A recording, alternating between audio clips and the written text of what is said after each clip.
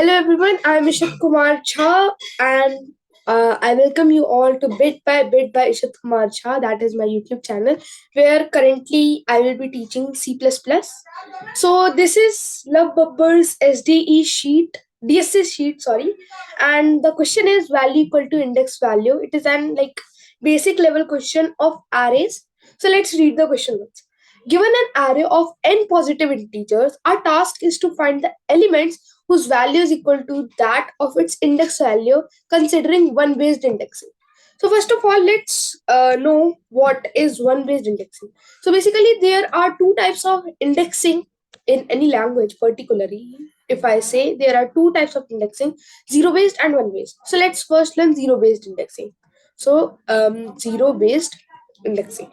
So here what happens, let's take the first array only, 15 to 45, 12 and 7. Let's draw lines between these. Okay. So now in zero based indexing, the first value, it is stored in the computer memory with the first index as 0. Like if I say, let's say this is an array. So if I have to access 15, then I will have to write array of 0 if it is zero based indexing. So my first element will be basically, if this is my ith element, then the index will be I minus 1. You get my point? So zero based indexing is this. So basically, it will happen like 0, 1, 2, 3, 4.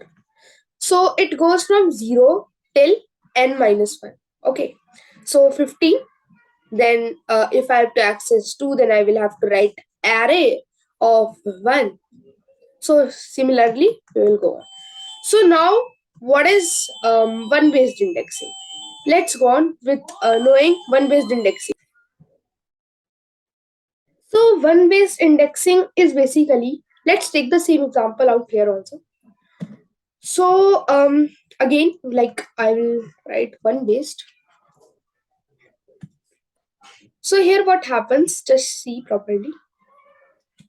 Like this concept is very easy to understand if you just listen carefully. 15 to 45, 12 and 7. Okay. Let's again draw those lines between them. So this is stored in the computer memory. But if I have to access 15, I know it is at ith position. Sorry. I know that it is at the ith position.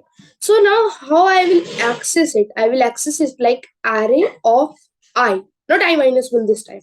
You get my point? In one based indexing, it starts from 1, 2, 3, 4, 5. Okay. It goes from 1 to n. These values goes from 1 to n. So we have to consider one based indexing. So now let's see what the question is asking us. So now we have to now let's see. Let's delete all of this.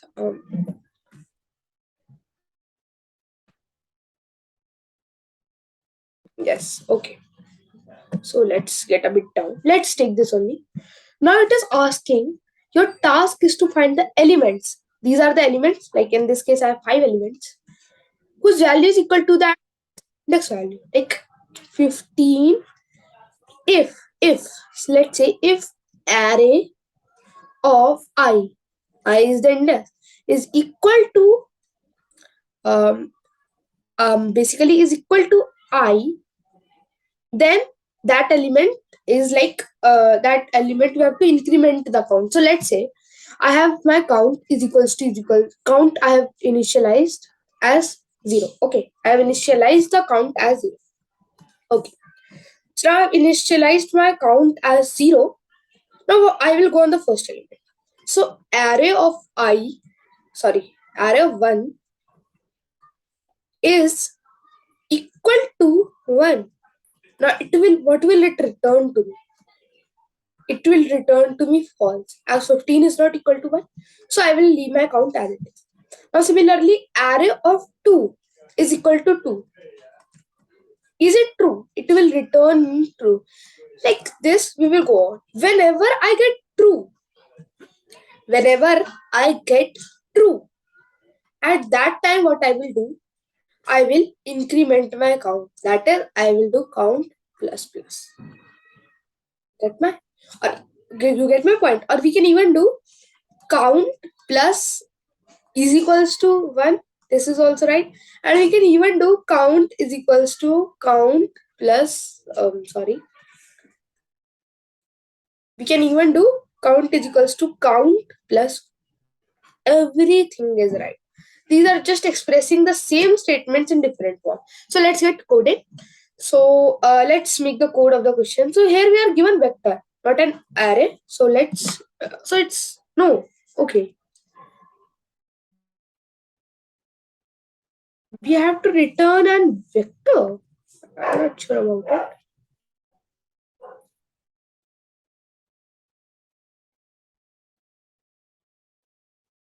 Maybe I think so. We have to.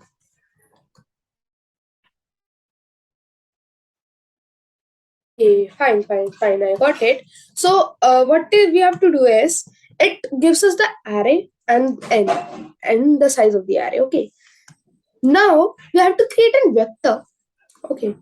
We have to create a vector wherein we will push the indices. We will push basically the index into the vector where it is satisfying the equation or it is true. We don't have to increment the count. I'm very sorry for that. So I did not read the task. Okay. So we have to return. We have to push the index into the vector, and then we have to return the vector. Okay. And when there is no such element, then we have to return the empty vector. Okay. I hope you get my point. So now let's start coding. So first of all, what we will do, we will run. First of all, we will create a vector. So vector of size int. I hope you must be knowing how to declare a vector at least. So it is not size dependent, so we can leave it. Just what I will do. So I will take for int I is equals to 0. I should go till n I plus plus. Now see what you have to do is if array of I is equals now what happens while we get default input of array. So if you see it here also, they have used zero based indexing. So we will have to use zero based indexing only here, otherwise it will give us an error. Okay, so it's fine. So let's continue. If array of I is equals to I plus 1, we can simply do it. No, we can simply do it. So if this is equal, if this gets true, then what we have to do, we dot push underscore back. We do this only. We push back like it. What happens with pushback is basically, if you see, in this case, I have my vector. Yes, I have my vector v. Yes. So if I push back, what happens? Currently v is empty. But what happens at the last index? Last index is this only, which is empty right now.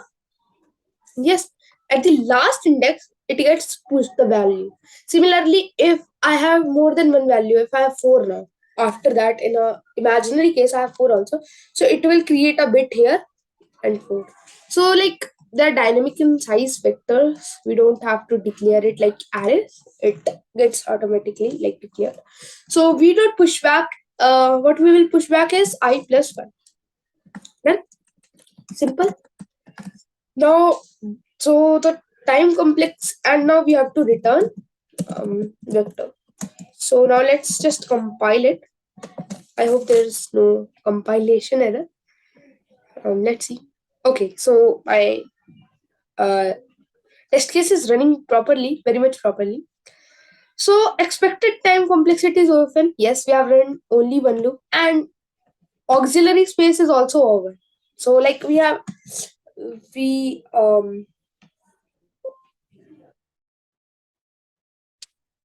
included almost everything. Like we have passed on these two cases also, expected time complexity and space complexity. So let's submit it.